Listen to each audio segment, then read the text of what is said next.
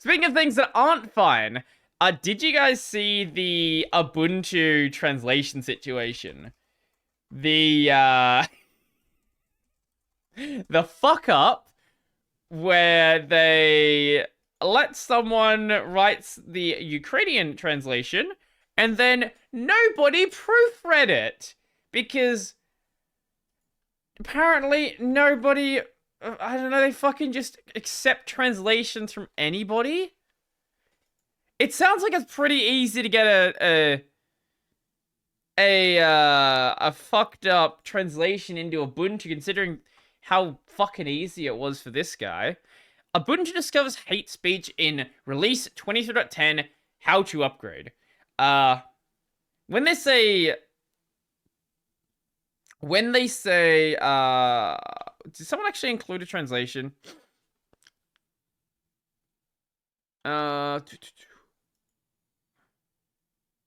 Is this it? Is this it? Oh, that. Can someone just include the I don't want to fucking put the translation in for me.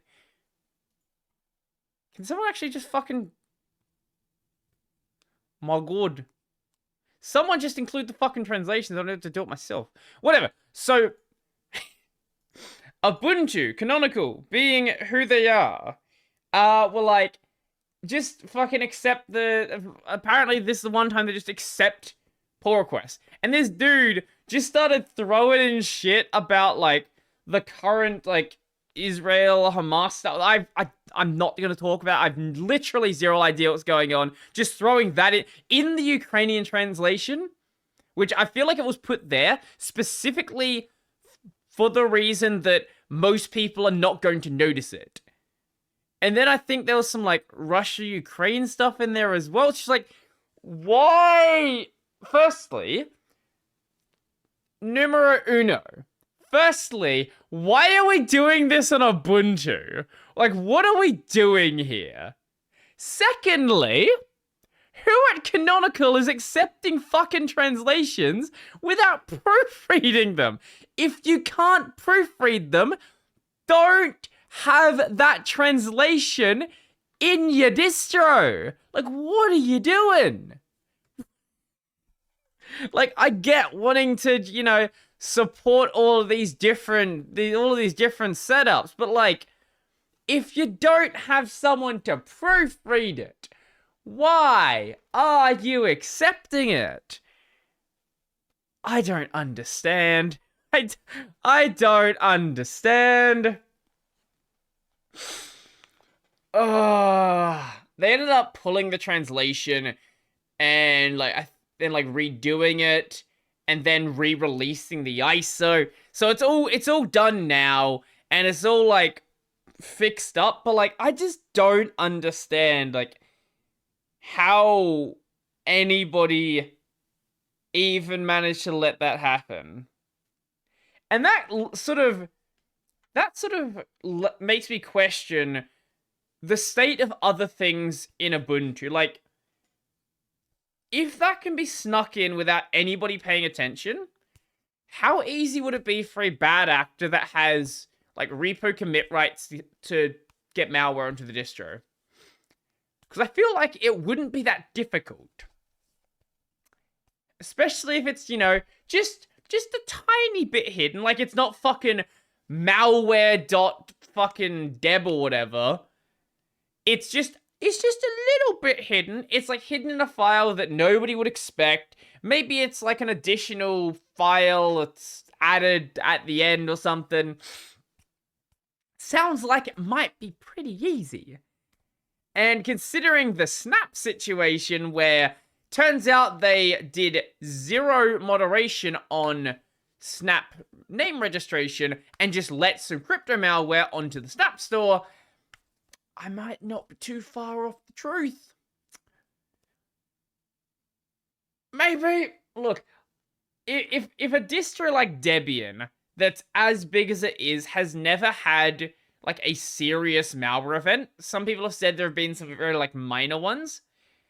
If it's never had a serious malware event, and a company the size of Canonical, with the resources they have to maintain Ubuntu, can't just keep their shit together, like, I'm very confused by what they're actually doing. Maybe it's the whole too many cooks at the kitchen situation where there's too many people trying to like get involved and nobody really takes accountability for it. But I've never spoken to anyone that like currently works at Canonical specifically like on Ubuntu. So that would be entirely speculation. It could be any number of reasons why Ubuntu does what Ubuntu does. And if somebody knows, please let me know. Hey, if you happen to work at Canonical and don't want to work there any longer and you want to come talk to me, or maybe you just left Canonical because you don't want to get fired, feel free to hit me up. I'm more than happy to talk about, whatever it is that you want to talk about at Canonical. Just note, you probably won't have a job afterwards if you do that, especially if you're currently employed there. So I take no responsibility if you say something really fucking stupid. I say this to most people that come on, actually. Like, a lot of people come on this, especially people that haven't seen the show before. They'll be like, is there anything I can't say? Like, am I not allowed to swear? Like, if you've seen like fucking 5 minutes of the show, I think you'll work that one out pretty fucking quickly. My only rule is don't say anything that you don't want a recording of. Right? So like, if you work at Red Hat, maybe don't sit here the entire time and slander Red Hat. If you work at Canonical, maybe don't sit here and slander Canonical. Things like that. You know, don't say a racial slur, for example. Things that you don't want recordings of. That's my only rule. I feel like it's a good rule to follow. Also, preferably don't say anything that's gonna get my account banned. That's also a good rule. But usually those tend to overlap.